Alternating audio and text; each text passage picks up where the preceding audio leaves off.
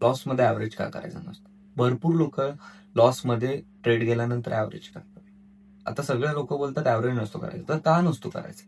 कारण की एक लक्षात, आपण ज्यावेळेस एंट्री प्लॅन करतो त्यावेळेस काहीतरी डोक्यात प्लॅन रेडी असतो आणि आपण तो स्टॉप लॉस देत नाही. स्टॉप लॉस न दिल्यामुळे आपण खालती आलेला प्राइस अजून ॲव्हरेज करायला जातो, पण त्याचं काहीतरी रिझन असतो म्हणूनच तो खालती येत असतो. तर मग आपण त्याच्याऐवजी लॉस घेतलेला बरा कधी. बट आता फॉर एक्झाम्पल मी एक एक्झाम्पल देतो. तर माझे असे भरपूर मित्र आहेत जे इंट्राडे करतात. त्यांचे लगातार 15 days 20 days streak, winning streak, म्हणजे सगळ्या दिवशी प्रॉफिट.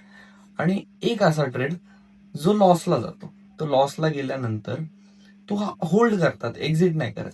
खालती आला अजून ॲव्हरेज केलं, अजून खालती आला अजून ॲव्हरेज केला. 20 दिवस लगातार विनिंग ट्रेड असताना सुद्धा त्या एक ट्रेडमध्ये लॉस आणि ॲव्हरेज खेळल्यामुळे त्याचं सगळं कॅपिटल त्या एका ट्रेडमध्ये अडकून बसलं आणि त्याला 2 महिने वेट करावं लागलं.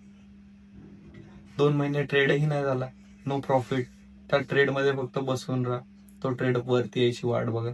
तर मग ही जी गोष्ट आहे, तुमचं कॅपिटल बोला किंवा तुमचं ट्रेड मॅनेजमेंट जे, ह्या गोष्टी मॅनेज करूनच तुम्ही ट्रेड करा.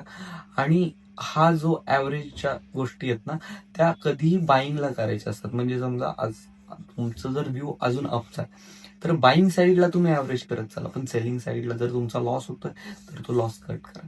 थँक्यू.